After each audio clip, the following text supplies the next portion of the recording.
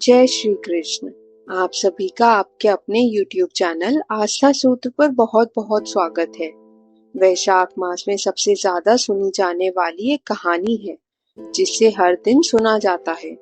वैशाख मास के नियमों का पालन करने वाले, व्रत रखने वाले या जो भक्त अंत में मोक्ष प्राप्ति की इच्छा रखते हैं, उन्हें इस कहानी को रोज नियम से जरूर सुनना चाहिए।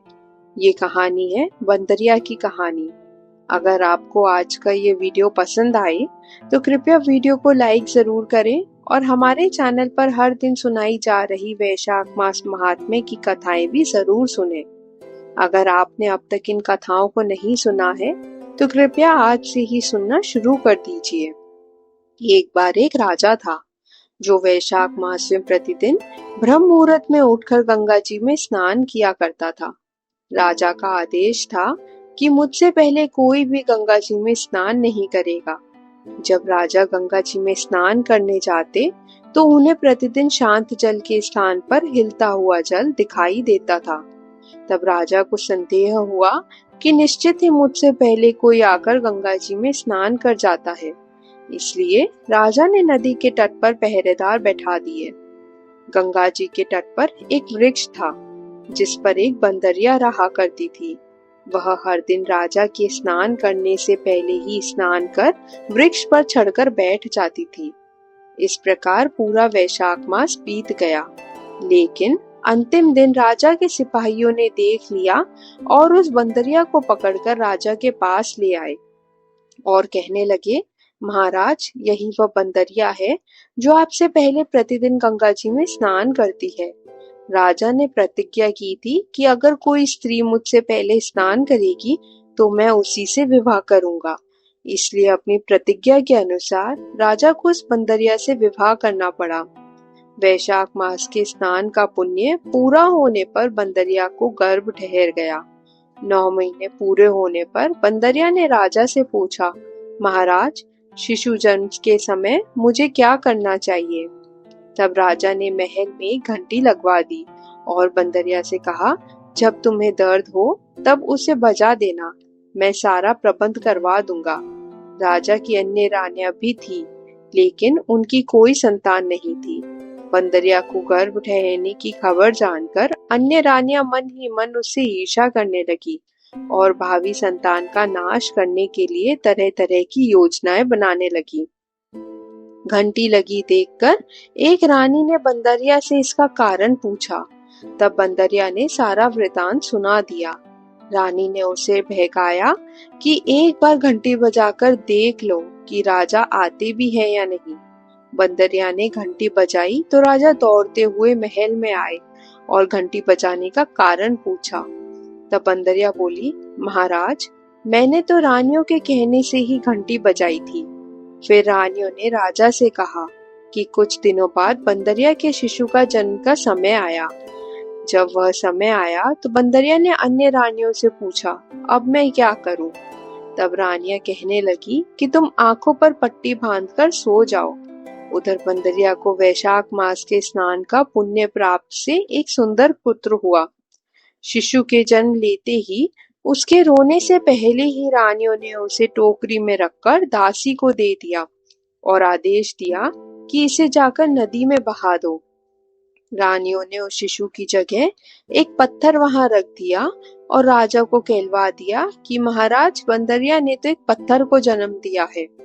राजा ने सुना तो उन्हें भी संतोष कर लिया कि जब दूसरी रानियों की संतान नहीं हुई तो यह तो बंदरिया है, इसकी भला क्या संतान होगी।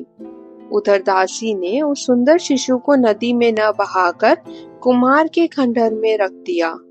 दूसरे दिन कुम्हार और कुम्हारिन उस खंडहर में आए तो वहां एक सुंदर शिशु को रोते हुए देखा। कुम्हार और कुम्हारिन निसंतान थे। उन्होंने उस शिशु को भगवान की भेजी हुई भेंट माना और बड़े प्रेम से उसका पालन पोषण करने लगे। जब बालक थोड़ा बड़ा हुआ तो उसे यह ज्ञात हुआ कि वह बंदरिया का पुत्र है जिसे रानियों ने मरवाना चाहा था। एक दिन वह बालक कुम्हार द्वारा बनाए गए मिट्टी के हाथी घोड़े लेकर पनघट पर जा बैठा और दासियों को दिखाकर कहने लगा, आओ रे, मेरी मिट्टी के हाथी घोड़े पानी पिए। जब दासियों ने यह बात सुनी तो वे हंसने लगी और कहने लगी, अरे मूर्ख, कभी मिट्टी के हाथी घोड़े भी पानी पीते हैं क्या? इस पर वह बालक कहने लगा, तो क्या कभी बंदरिया भी पत्थर को जन्म देती है? बालक की यह बात दासियों ने रानी को बताई। रानी ने राजा से कहकर उस कुमार को देश निकाला दिलवा दिया।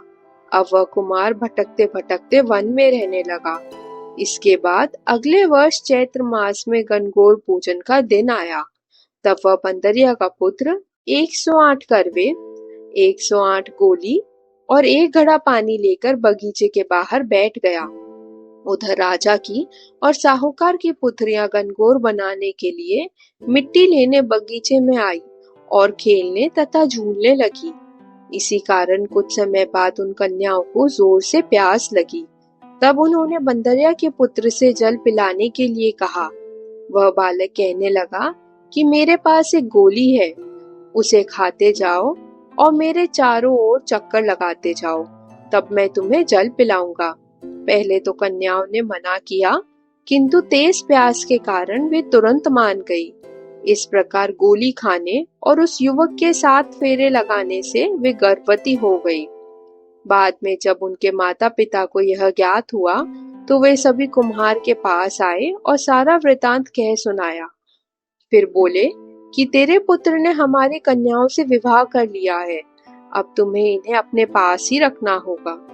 तब कुम्हार ने निर्धनता के कारण अपनी मजबूरी व्यक्त की और कहने लगा, महाराज, मैं तो बहुत गरीब हूँ, इन सभी बहुओं को मैं कहाँ और कैसे रखूंगा, क्या खिलाऊंगा? तब कन्याओं के माता पिता ने बहुत सारा धन देकर अपनी कन्याओं को कुमार के घर विदा कर दिया और कुमार के घर 108 बहुएं आ गई। बाद में उनके 108 पोते भी हुए। कुमार ने समस्त नगरी को भोजन के लिए निमंत्रित किया और राजा को भी बुलाया। राजा के यहाँ से रानी बंदरिया के अलावा सब भोजन के लिए पधारे। तब वह राजकुमार जो कुमार के घर में पला बड़ा था, राजा की आज्ञा लेकर बंदरिया को लेने के लिए रथ और पालकी लेकर गया और उसे सभा में सबसे ऊंचे सोने के आसन पर बैठा दिया। राजकुमार ने अपनी सभी पत्नियों को समझा दिया था कि बंदरिया ही उसे जन्म देने वाली माता है। फिर तो एक एक बहू रानी बंदरिया के चरण स्पर्श करती गई और एक एक सोने का सिक्का भेंट करती गई।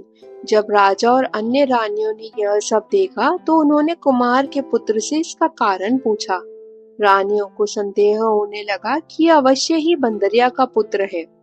अब रानियां उठकर राजा से कहने लगी। राजा को भी पुत्र के जन्म का सारा रहस्य पता चल गया था, इसलिए उन्होंने अपनी सभी रानियों को देश निकाला दे दिया और अपने पुत्र, सभी पुत्र वधुओं और पौत्रों को लेकर महल में आ गए। फिर राजकुमार का राज तिलक कराया गया।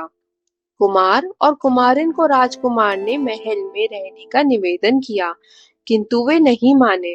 तब राजा ने उन्हें ढेर सारा धन देकर विदा कर दिया। वैशाख स्नान का इतना महत्व है कि सभी को वैशाख स्नान अवश्य करना चाहिए। बंदरिया ने वैशाख स्नान किया तो उसे राजा का राज्य, पुत्र और बहुएं आदि प्राप्त हुई। ईश्वर ने जैसे बंदरिया को पुण्य फल दिया, वैसे ही वैशाख स्नान और वैशाख मास की कथाएं सुनने वाले सभी भक्तों की मनोकामनाएं पूर्ण होंगी। यह थी वैशाख मास में सुनाई जाने वाली बंदरिया की कहानी। अगर आपको यह वीडियो पसंद आया हो तो कृपया वीडियो को लाइक जरूर कीजिएगा और अगर चैनल सब्सक्राइब नहीं किया है तो कृपया चैनल को सब्सक्राइब भी जरूर कीजिएगा।